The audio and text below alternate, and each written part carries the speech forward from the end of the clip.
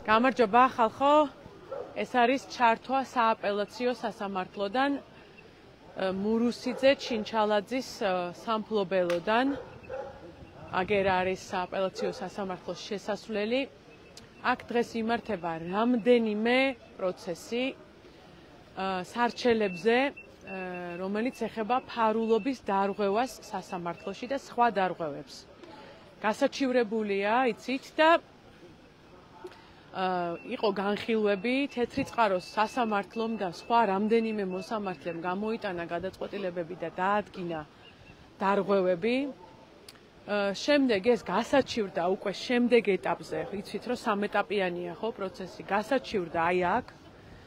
ამ სასამართლოს ხელმძღვანელი არის მიხეილ ჩინჩალაძე, რომელიც არის დასანქცირებული, აი რა სამარცხვინო ამბავში ვართ, ამერიკის შეერთებული შტატებისგან.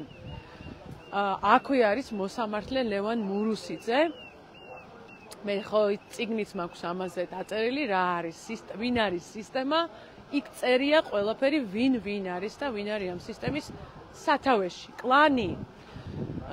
რა მოხდა ამასობაში? ჩამოართვეს მოსამართლეებს საქმეები, ეს არის კონსტიტუციის დარღვევა, იმიტომ რომ მოსამართლისთვის საქმეების ჩამორთმევა არ შეიძლება და მისცეს თავის ერთგულ ხალხს იმისთვის, რომ გარანტირებულად გამოიტანონ გადაწყვეტილებები, რაც მათ უნდათ.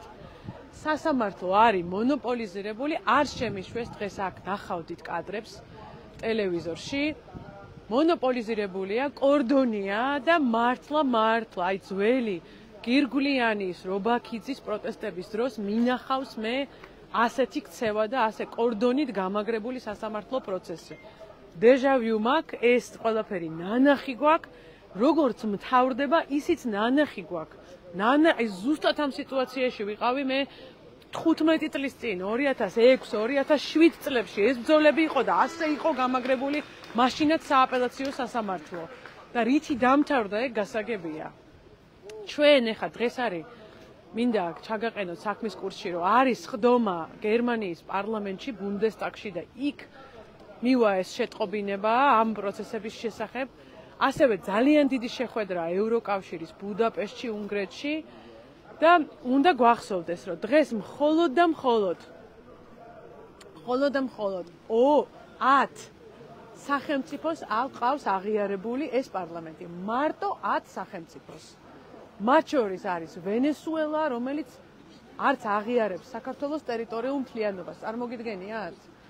მათ შორის არის ირანი, რომელიც თვითონ სანქციების ქვეშ არის, ეს მინდა ვთქვა მხოლოდ და სოფლიოში არის 200 სახელმწიფო. 200 სახელმწიფოდან მარტო 10 ყავს აღიარებული ეს არჩევნები. და გასაგებია, მტკიცებულებები ჩვენ შევაგროვეთ, მუშაობდით ერთი კვირა ძალიან აქტიურად. შევაგროვეთ მტკიცებულებები და ეს ყველაფერი გაგზავნილია უცხოეთში. ჩვენ აქ გვჭირდება ევროკავშირის საგამოძიებო მისია. რატო? არა ამ არჩევნებისთვის, ეს არჩევნები რო გაყალბ და ეს ცხადია, ეს გვჭირდება შემდგომისთვის, იმიტომ რომ შემდეგი არჩევნებიც ხო უნდა ჩატარდეს. შემდეგი არჩევნებიც ხო უნდა ჩატარდეს ნორმალურად. ამისთვის რაც მოხდა, მათ შორის ტექნოლოგიების გამოყენებით, აი ეს სისტემა უნდა იყოს გამოძიებული და ევროკავშირის მისიის, საგამოძიებო მისიის მოწევაც შესაძლებელია.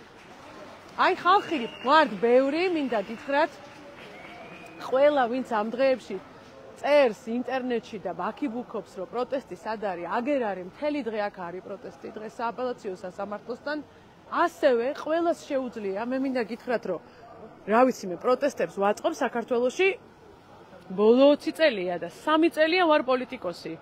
პროფესორი ვიყავი მანამდე, იურისტი ვიყავი, არ ველოდებოდი არავის იმისთვის, რომ გამეპროტესტებინა, მაგალითად აზარტული თამაშების უკიდეგანობა და თავგასულობა. ამიტომ ნუ ელოდებით, ნუ რავით არავის ნებართვა არ გვჭირდება, ყველას შეუძლია ლექტორია, პროფესორია, მეცნიერია, იურისტია, მიმდინარე პროცესები თვითონ გააპროტესტოს, საკუთარ უნივერსიტეტში გააპროტესტოს. ამის გაკეთება ყველას შეუძლია.